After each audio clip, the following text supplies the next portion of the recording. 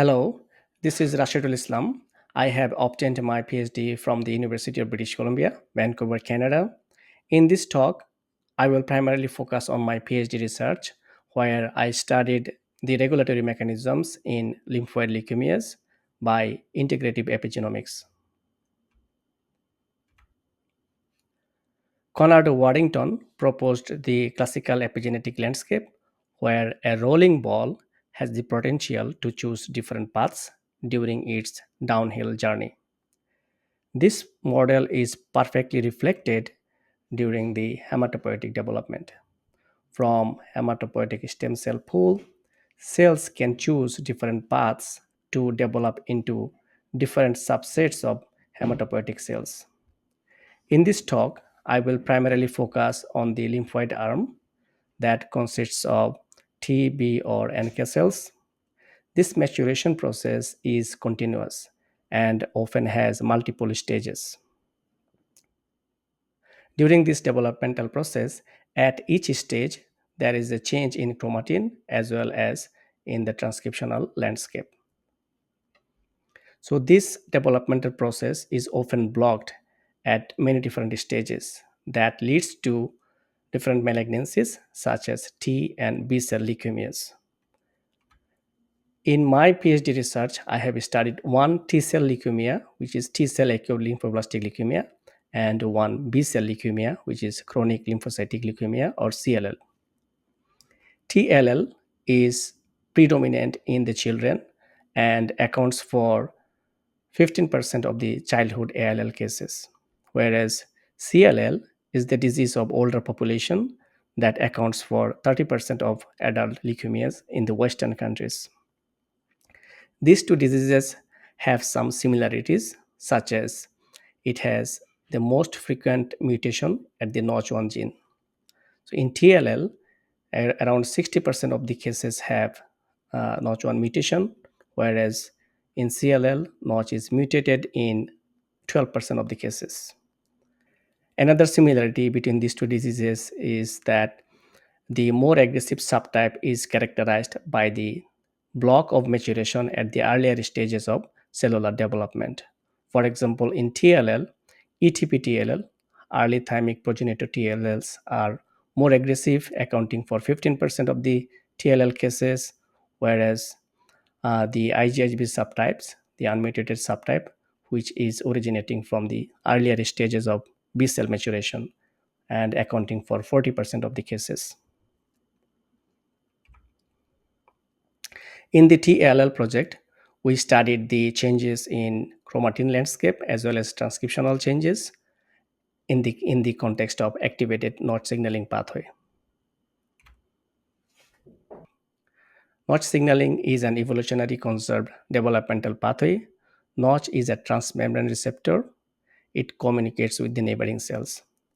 Upon interaction with the ligands, the Notch receptor undergoes cascade of cleavages that releases the Notch intracellular domain NICD, and NICD then migrates into the nucleus, interacts with other proteins to activate its target genes. In 2004, Dr. Andy Wang showed that Notch receptor has specific mutations in certain domains in TLL cases. Those mutations are gain of function mutations that lead to higher accumulation of NICD in the nucleus, which leads to higher activation of its target genes. So, to develop anti-notch therapeutics, there are two approaches. One is to block the release of NICD using small molecules, or another approach is to understand or target the factors that may be supporting this notch complex to activate its target gene. In this study, we focused on the second approach to understand the factors that are supporting downstream notch signaling. John Estelle lab has generated the transcription factor ChIP-seq data for different factors, including Notch1 and RANKS1. In their data, we have found that 84% of the Notch1 binding sites frequently co-occupied with the RANKS1 binding, and mostly they are at the promoters, whereas RANK's binding is ubiquitous. They could bind at the promoter or the distal intergenic regions. To understand the role of RANKs and Notch and their cooperation, we have inhibited the Notch signaling using small molecule. Also, we knocked down RANKS1 using shRNA. For the control sample as well as treated samples, we have performed ChIP-seq for 6 histone marks that includes active and repressive marks, as well as we have generated data for gene expression using RNA-seq. And we have replicated this experiment in other cell lines, but we primarily focused on the Coptic-1 cell line. At first, we looked into the global changes following Notch inhibition and RANKS knockdown for 6 different histone marks. Following RANKS knockdown, the STK27 acetylation mark showed a global reduction. In this plot, each dot is an STK27 acetylation peak that are lost following RANKS knockdown at two-fold change cutoff. We can see around 50% of those peaks were lost following RANKS knockdown. Whereas the other marks, including another enhancer mark, HTK4ME1, remains largely stable. Then we replicated this observation using a different technique. We knock out rungs using CRISPR-Cas9 that showed a similar global reduction of acetylation, not in the HTK4ME1. So that is telling us rungs regulate the global HTK27 acetylation level in Coptic cell line. Here I am showing one example for MYC locus. MYC is a known oncogene in TLL that is known to be regulated by a notch-dependent MYC enhancer, NME. If we zoom in into NME locus, we can see following RANKS knockdown, the NME region was entirely depleted, whereas notch inhibition led to a partial reduction of the STK27 acetylation density. So that is telling us this NME region is dependent on the presence of RANKS1, not entirely by the presence of Notch1. Then if we look into the promoter region, there is a gain of 27MA3, which is a repressive mark following Notch inhibition. When Notch is active, there is a depletion of this 27MA3 mark. So similar observation has been reported previously in TLL mouse models, where they have shown that when Notch is active, it can evict the polycomb repressive complex from its target loci. We have observed similar feature in TLL cell line. Globally, when we looked into the RANKS1 and Notch1 binding sites for these two marks, we have seen that following RANKS knockdown, there is a greater degree of reduction of acetylation mark compared to Notch inhibition. And for H3K27MA3 mark, there is a greater degree of gain following Notch inhibition compared to RANKS knockdown. This is also consistent at the promoter of the RANKS and Notch co-regulated genes. We can see in this plot, there is a gain of 27MA3 mark following Notch inhibition and greater degree of loss of acetylation following RANKS knockdown. This is suggesting a cooperative mechanism where activated notch is evicting the repressive polycomb marking that is allowing RANKS1 to deposit acetylation mark on the same H3K27 residues.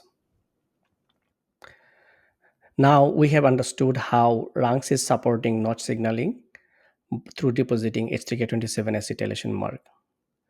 We want to target those RANKS-driven acetylation modification using an epigenomic drug. A good candidate for that is a BET inhibitor that has been shown to have potential in treating the hematopoietic malignancies. BET protein is an epigenetic reader molecule that can recognize the STK27 acetylation modification. We have used a spike in control to measure the changes of STK27 acetylation following BET inhibition. Each dot in this scatter plot is an acetylation region, whereas the red dots are those that were lost following BET inhibition. Among those red dots, around 60% of them are the same regions that were also lost following RANKS knockdown.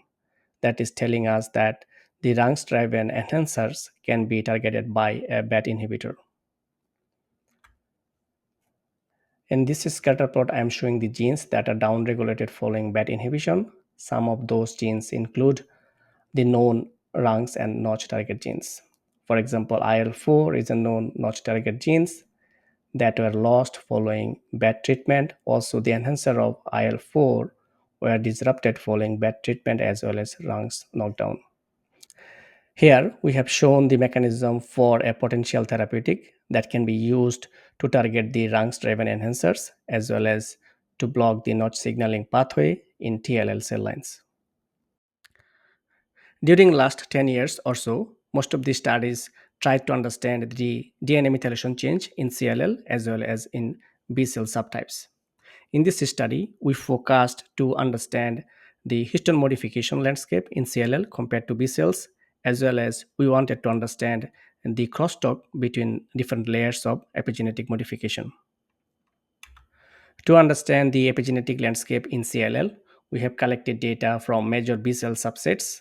B cell undergoes a stepwise developmental process, such as from hematopoietic multipotent progenitor cell, it develops into precursor B cell, then into naive B cell. Naive B cell enters into germinal center. Through the maturation in germinal center, cells either exit as a memory B cell or antibody secreting plasma B cells. Germinal center is an unique niche where global epigenetic reprogramming takes place, as well as cells acquire somatic hypermutations in the immunoglobulin gene.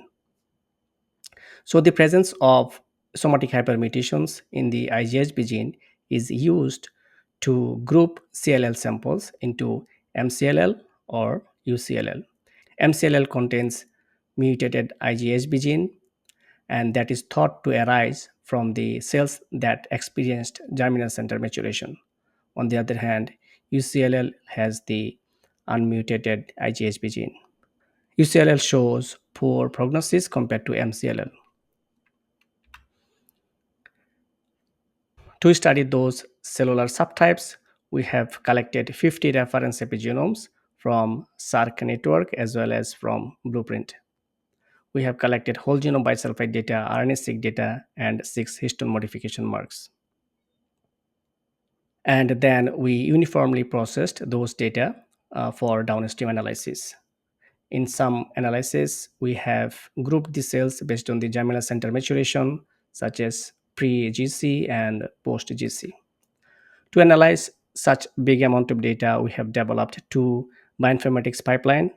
One is CRIS pipeline that detects somatic hypermutations to group the CLLs into MCLL or UCLL. Conventionally, this is done using targeted PCR amplification, which is followed by Sanger sequencing. In CRIS pipeline, we have leveraged the short-read RNA sequencing technology to determine the somatic hypermutation status in CLL samples. At first, we have performed de novo assembly to reconstruct VDJ recombination, then aligned the transcripts with the germline sequences to detect the somatic hypermutations. And this pipeline produced equivalent results to the conventional PCR Sanger-based methods. And we use this method to group our CLL samples in this study. We have developed another pipeline, DIFFER, to identify differential enrichment of ChIP-seq peaks. In this pipeline, we binned the genome into 50 base pair of beans, and then for each bean, we have counted the number of samples have peak within this bean for group A as well as for group B. Then we compared group A and B using Fisher exact tests. Finally, we merged the neighboring beans to get a region that is differentially enriched between two groups. We used this method to identify the cell type specific enrichment of different histone modifications in CLL and B cell subtypes. In this principal component analysis, we have plotted these cell type specific histone modifications for all the cells, and we have observed that CLL forms a distinct cluster in most of the histone modification marks. Also, germinal center B cells appear to be very distinctive compared to other cell types for most of the histone modification marks. Also, similar grouping were consistent in whole genome bisulfite data as well as RNA sequencing data. Enhancer marks play a critical role in driving the expression of oncogenes in certain cancer types. In this analysis, I have investigated the enhancer marks that are specifically enriched in CLL compared to B cells.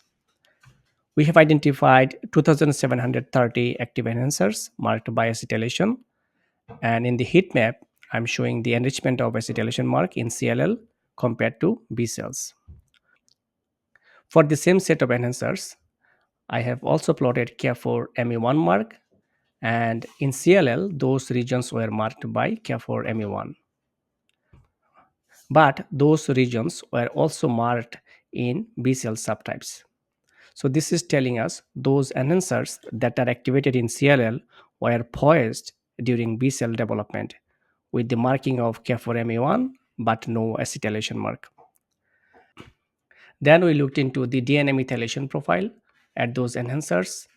In B cells, those enhancers were methylated, but in CLL, they are hypomethylated. Here I am illustrating one example with genome browser track at the BCL2 locus. Those are the regions that are specifically gained acetylation in CLL. And this BCL2 locus is enriched with Ca4-Me1 mark across all B cell and CLL cells. But for STK27 acetylation mark, these are specifically gained in CLL but not in the B cell subsets. Such a spreading of acetylation mark leads to formation of super enhancer like structure, which is associated with 12-fold increase of BCL2 expression in CLL compared to B cells. BCL2 is one of the well characterized oncogenes in CLL that has anti apoptotic functions. And we have shown that BCL2 locus were poised during B cell development but got a specific activation through acquisition of acetylation mark. In summary, we have shown that CLL specific enhancers were poised during B cell development and gained super enhancer like structure through acquisition of acetylation mark and concurrent reduction of DNA methylation. Then we associated those regions with the neighboring genes, and those genes were connected with the interconnected network of cellular pathways that are known to be oncogenic in CLL, such as immune response, apoptosis, ONT, and JAK state signaling pathway. Then we investigated further the hypermethylation of CLL enhancers. In this analysis, we have plotted the average DNA methylation at the enhancers, as well as we have plotted global DNA methylation across the different cell types.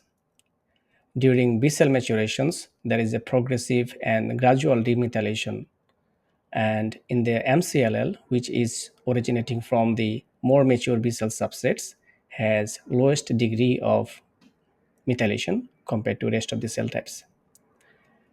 The difference between UCLL and MCLL was previously described to be the difference that is happening during B cell maturation from less maturity to high maturity B cells. At the enhancers, we have observed an opposite pattern where UCLL has lower methylation compared to MCLL. This opposing pattern may not be a reflection of normal B cell maturation. To explore it further, we have plotted the enhancer CPGs in this scatter plot. In the x-axis, the difference between pre-GC to post-GC. In the y-axis, between UCLL to MCLL. UCLL has hypermethylation, whereas those hypermethylated CPGs were not developmentally affected. That means 90% of those CPGs do not change during pre-GC to post-GC transition at two-fold change cutoff. Also, we have observed that there are heterogeneities within these CLL subtypes. Some samples in MCLL or UCLL has similar enhancer methylation. So that is suggesting us maybe those samples could be grouped together independent of IGHB classification of UCLL or MCLL. Then we have performed unsupervised clustering of the enhancer CpG methylation level, and there are two different clusters. One has relatively higher DNA methylation, one has relatively lower DNA methylation. And those clusters are independent of the UCLL or MCLL classification. And we have reproduced these same results in another cohort, Dana-Farber CLL cohort of 105 samples that formed two distinct clusters, similarly with high methylation group and low methylation group. And those clusters are independent of immunoglobulin mutation status. The CLL cases with low enhancer methylation showed poor prognosis compared to high methylation group. In addition, we have identified the transcription factor binding motifs at those enhancers and plotted the average DNA methylation at those motif sites. In B cells, those regions were methylated, and in CLL, those are hypermethylated but forms two different groups with high methylation group and low methylation group of CLL, which is consistent across these top four transcription factor binding motifs. So this is suggesting us that there may be differential transcription factor activity in those two different groups. These differential transcription factor activities as well as differential methylation may be a good predictor of clinical outcomes in CLL.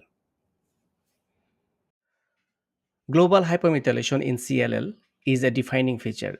The hypermethylated CpGs in CLL are not randomly distributed across the genome. Rather, they are localized at the enhancers as well as within the gene bodies. In 2012, it has been reported that hypermethylated CpGs in CLL are preferentially located within the gene bodies. In our data, we have reproduced the similar results where we have identified the CpGs that are exclusively hypermethylated in CLL. Those CpGs are not hypermethylated during pre-GC to post-GC transition, as well as they are not hypermethylated because of the difference between UCLL and MCLL. So there are 140K CpGs that are hypermethylated in CLL. Out of those CpGs, around 70% of them are within the gene bodies. In the heat map, I have plotted the hypermethylated regions that are showing hypermethylation in CLL compared to B cells. But the mechanism for gene body hypermethylation in CLL remained unexplored. One of the mechanisms we know for gene body methylation is that SED2, the enzyme that deposits STK36M3, also interacts with CpG de novo DNA methyl transferases, including DNMT3B, that can deposit DNA methylation within the transcribing gene bodies. So we looked into our data. We have matched data for RNA-seq, whole genome bisulfite, as well as HTK36MA3 modification. At first, we have grouped the genes based on their expression. The highly expressed genes that have RPKM value more than equal to zero point 0.5 and low expressed genes that have below that threshold. And for those two groups of genes, we have plotted the HTK37MA3 profile. As expected, the highly expressed genes have higher level of HTK36MA3 on average compared to the low expressed genes. For the same two sets, we have plotted the average DNA methylation across the gene bodies. And for these two sets, we can see a difference where the highly expressed genes have higher level of DNA methylation on average compared to the low expressed genes.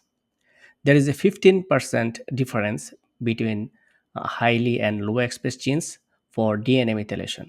Probably this difference is due to the presence or absence of HTK36MA3 mark in the gene bodies. To explore it further, we have plotted the HTK36MA3 density at the hypermethylated CpG within the gene bodies.